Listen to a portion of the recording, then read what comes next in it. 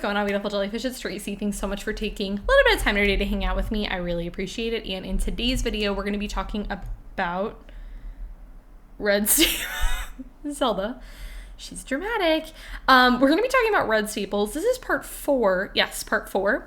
And basically, red is the color that I feel like I struggle the most with, but I am building a mono red deck. And so I actually have quite a few of these cards that I am either going to run or I have familiar experience with and I'm excited to talk about. So there's some really good stuff in this video. I will list the other 4 parts in the down bar below. Additionally, I only talk about 10 cards per video. So if you say, hey, did you talk about this card? You can check out those other parts, or it might be featured in a future part because we could just be here all day talking about Red Staples. And my kind of idea behind these videos, can you come over here, was that these are cards that you could run in all or a majority of different commander decks. So yeah, I think that's it. Let's just jump into it. We're starting off real strong with Storm-kiln Artist. I run this card in Riku, and I feel like the best version and the best way to capitalize off of this card is definitely casting a lot of instants and sorceries. I don't even think you necessarily need to copy a lot of them, although you get a lot of benefit if you do that, like if you're not playing like a Riku build or anything like that.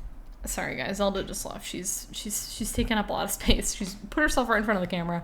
But with that being said, I think if you are casting a lot of instants and sorceries, you can get a lot of value off of this card. It does also get +1/+0 for each artifact you control. I don't personally find that as something that is a massive make or break with this card, but it is just something to note that it can get bigger, so good card. Okay, the next card is Rising of the Day. I believe one of you guys had mentioned this in a future part. Yes, this card is on my radar, and I do run this card in my... What deck do I have this in? Is it... I believe it is Reen, I'm fairly certain, and then I have 2 more on my wish list to get for Omnath as well as for my mono red builds. I love Rising of the Day. I think it's really cool. I think what sets this card apart from other cards that do really similar stuff, which I believe we talked about in the past parts, which is Fervor and Hammer of Perforos, is that it gives your legendary creatures that little bit of extra bonus, which is really good. I find you're going to get this with your commander. I don't even think you need to be running a ton of legendaries to really capitalize off of this card. It's just something that I wanted to throw out there, but it does give your legendaries that little bit of bonus, which is really good. So Rising of the Day, it's a great card. I'd really recommend it. Okay, the next card is Deflecting Swat. I think this entire cycle is really great. Deflecting Swat says if you control your commander, you don't have to pay its mana cost, which is awesome. And then you can choose new targets for a target spell or ability. So someone goes to draw a bunch of cards, someone goes to destroy something or whatever, you can just choose new targets, which I think is really, really great. I think the fact that you get to pay nothing for this card is really, really great if you control your commander, or you pay 3 mana for it, which I also don't think is a very high price to pay. So there's Deflecting Swat. Okay, next up is a newer card. There's a ton of different cards that do like the same thing, and that is Demand Answers. This one has the bonus of being absolutely stunning. I love cards with angels on them, so this card wins for me. As additional cost to cast it, you sack an artifact, or you can discard a card. I like that little bit of versatility, especially if you're doing things with any sort of artifact recursion, but I don't even think if you want that artifact in your yard, like thinking about this synergizing with a card like Solemn Simulacrum, that sounds really great. Or you get to discard the card, which is a really small price to pay to draw 2 cards at instant speed. This is awesome. I love that there's no real, like there is that slight downside, but I think that you could make that work to your advantage if you are sacrificing artifacts. But I don't even think if you're doing that, I don't think it matters. Discarding a card is a small price to pay, and this card is also sent, so it's super affordable, which is always a bonus. So, and the foil is also really cheap, so. The next card is a card that, yes, I will be running this in my Karlach builds because it's a perfect Karlach card, and that is Relentless Assault.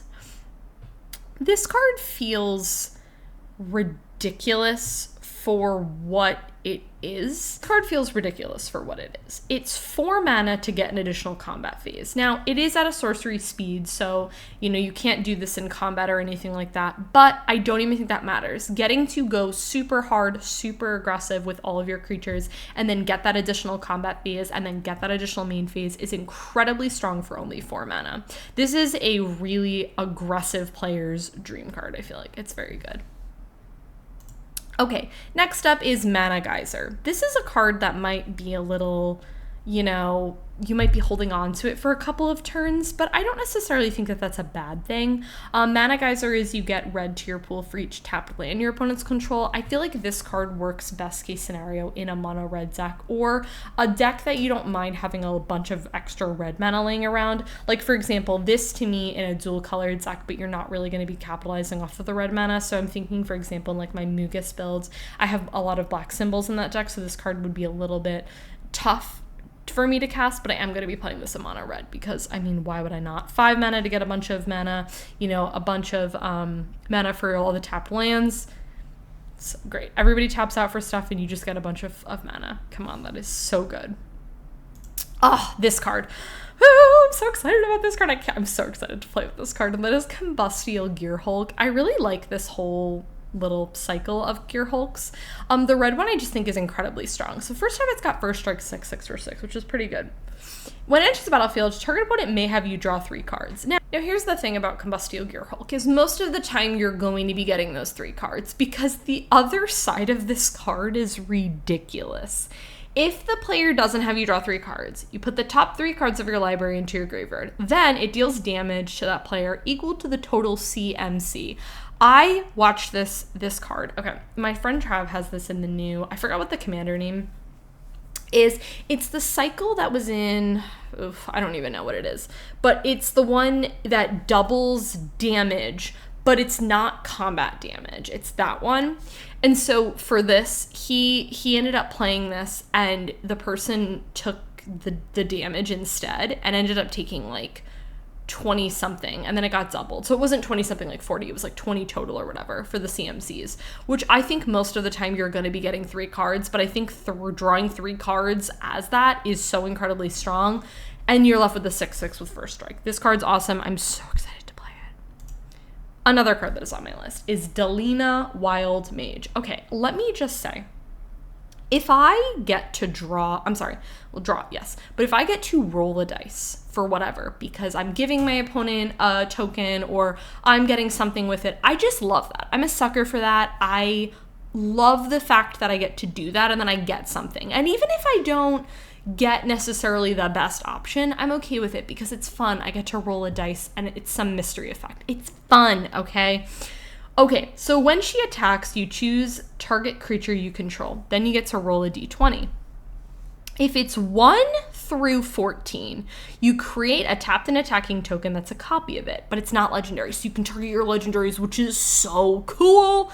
And then they exile at the end of combat, but whatever, small price to pay. But if it's 15 through 20, you get to create one of those tokens and roll again. So you just get to create one of those tokens. This card is so strong. I love this card. I think it is so incredibly strong. I cannot wait to play with it. You attack with her, you get the tokens. If you get the token, you just create one of them, and then you just get to roll the dice again, which is so incredibly cool. This too, especially if you have ways of rolling dice multiple times, so good. Also, sorry if you can hear Zelda. She's having a moment. Okay, next card is Jeska's Will. I can't believe it's taking me this long to talk about Jeska's Will. This card is awesome. If you control your commander, you get to do both, but if you don't control your commander, you get to do one of them for 3 mana, which I think is really great. We get red mana equal to the cards in target opponent's hand. Let me just say, I am a frequent Jeska's Will target because there will be times where I just have so many cards in my hand and my friend's like, I would love 10 mana into my pool. Thank you very much. Or you can exile the top 3 cards of your library. You may play them this turn.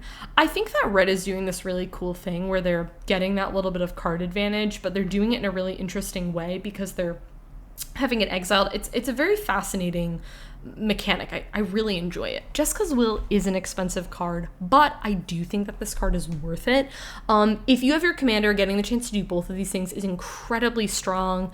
I think too, even if you're not capitalizing off of, there's a lot of cards that capitalize off of playing cards out of exile. I don't even think you need to be doing that for Jeska's Will, because you're getting access to that and you're getting that mana if you have your commander, which if you're, the best case scenario is you play this card with your commander, because you can do both, which is great. So Jeska's Will, awesome card. It's expensive, but I think financially it's worth it.